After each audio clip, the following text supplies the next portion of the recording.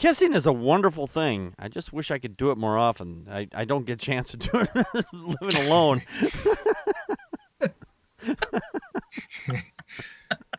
I bet everybody else gets kisses except for me. I'm gonna cry, but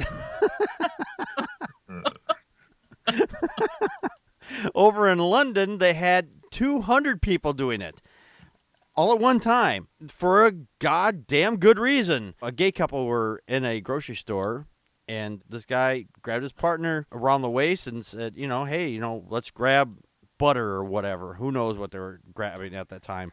It's probably butter. It's probably butter. Dark Ram's melting all the butter in the refrigerator right now. Anyway.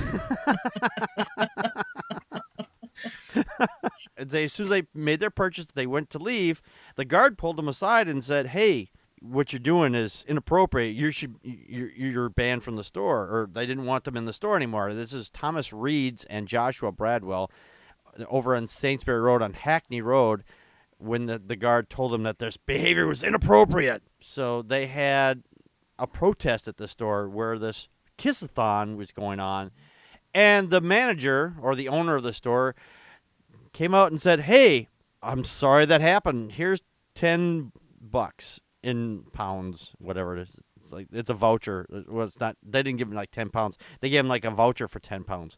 I'm like, yeah, that's what you get for your trouble. You're just like, oh, here's $10. Go away.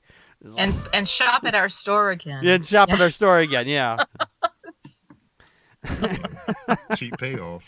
Yeah, that's a cheap payoff. Sure. Yeah, Connie, your thoughts?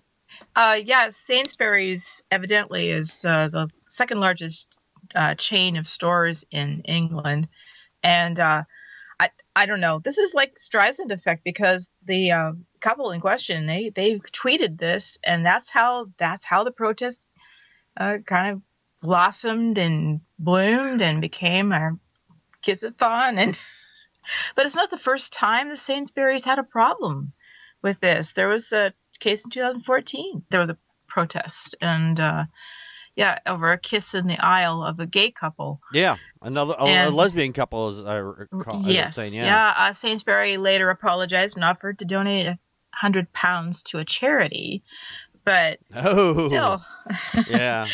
Now well, maybe the guys made out better because they said, "Well, we'll just give it to a charity." Well, we'll never know if they did or not, but at least they got they got a voucher. Ooh.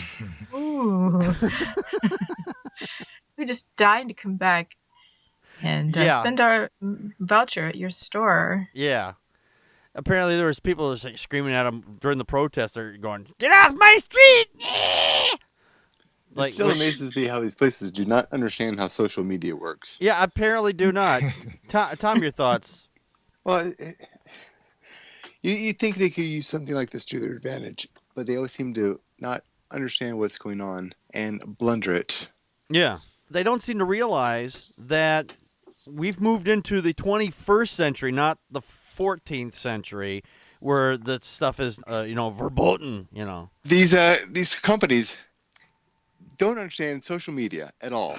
Right. And they don't understand that when they complain about things, that everyone else is using this social media and getting through to everyone in the world. And they look like idiots. And they're shocked and surprised. Like, we didn't do anything wrong. Yeah. Like, when you did do something wrong, and what you could have used as an advantage, you just completely bombed yourself. Yeah. Dawkins Doc from the chat room said, shamefully, a bunch of one of the biggest supermarket changes, Sainsbury. And he also says, in defense of Sainsbury, the artisan cheese bread is really nice. So it swings in roundabouts. I don't know if that's a good thing or not.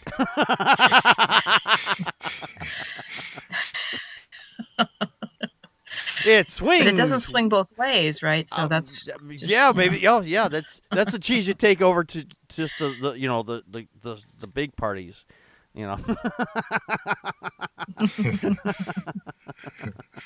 Dark Ram, what are your thoughts? I had mixed feelings on that article because it kind of seemed like the store was. It seemed like it was some people who didn't feel like other people. Because didn't I read that they gave out like tea and crumpets or whatever? Yeah. British people. Yeah. So it kind of seems like it might have been one or two douchebags who were kind of causing the trouble, but the store didn't Oh, really yeah. back them. Yeah. Well, So the thing is, though, the way I see it is the store is responsible for its employees. And this is why I think this is why the store overall down the road did the right thing, saying, hey, our employee fucked up. We're going to, try to make it up to you. well, I guess like the last example I seen of that here was Chick-fil-A. Oh, yeah. When Chick-fil-A came out against gays, and they were pretty uniform with, the fuck you gay people, and it was pretty much across the board. Yeah. And I don't know, I like to see people give it to people like that, but these people who are kind of like, seem like some of them are decent, some of them are all right, some of them are douchebags. I don't know, it's not as an effective protest, I suppose, when your enemy is handing you tea and crumpets. Tea and crumpets change everything. If somebody handed me tea and crumpets, I think I could let some stuff slide. They're feeding me and giving me something to drink. Maybe they're not so bad after all.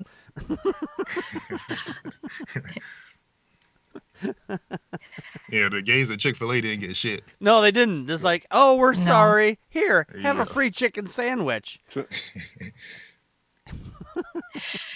It was none of that. It was, we got Jesus. We got Jesus. Take our Jesus. Yeah, that Jesus thing gonna fill my belly. So, that their Sainsbury's is trying to deal with their relationship with their security guards, but at the same time, I see that it's been a problem. I don't know if this is a independently owned chain. Mm-hmm. Is each store responsible? Is there a store policy? So I'm not quite sure how to handle it. I mean, I understand what Dark Ram is saying. It's like, well, is the store ultimately liable beyond the fact that they, the chain hires this one security, and like I said, they're saying, oh, well, we're going to retrain them. We're going to let this group know how we want this handled or not handled in the future. Yeah. Dawkins from the chat room says, Dawkins' dog feels stereotyped, though does now want crumpets. Hey, melt some butter on top. Dark Ram's just got to talk to it. treat. Dark Ram's just got to talk to it. It'll just There you melt go. right on there. Sorry for profiling you, Dawkins. Yeah. It just shows they do things a little differently over the pond. Yeah. He does say there would be a company policy. Each store just has a different branch. So Okay. all so right. That helps. He would know. He's over there in England right now. So Marmite. Oh, I was going to say clotted. I was going to say clotted cream, but that's probably for scones. So I have no idea. All I know is scones supposedly taste like a burnt cookie. That's all I know. Stick your I eat pinky none of the out. above. So, we have biscuits. Biscuits and drink with the pinky up, I guess. I don't know. Our biscuits are not cookies. I think the English biscuits are cookies, right? Our biscuits are biscuits. That's all I know.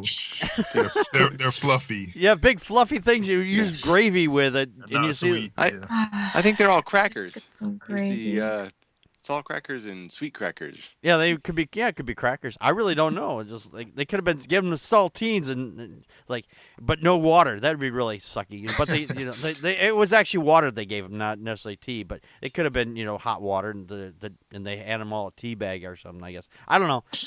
Dunk your own. Dunk your own. I don't know. I brought you water. I hope everybody brought your tea bag. Oh, yes, we all carry our tea bags with us. Phrasing. Phrasing. No, tea bagging over here. That's something else completely different. Is it? A lot of kissing going on in there. Yeah, there was a lot of kissing going on there. I bet you, there was a little bit of tea bagging going on a little later after that. Hey, then. Clean up on all that.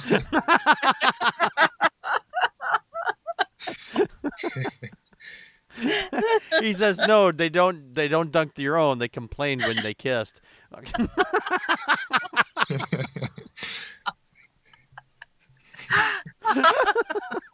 Did you like this segment of Packard Pokes At? If you did, please click here on the video to see more from this show. Also, don't forget to hit the like button and subscribe to the show. You can find our second podcast, The Atheist, the Bible, and No Wardrobe, on iTunes, Stitcher, and Spreaker. Be sure to check those out.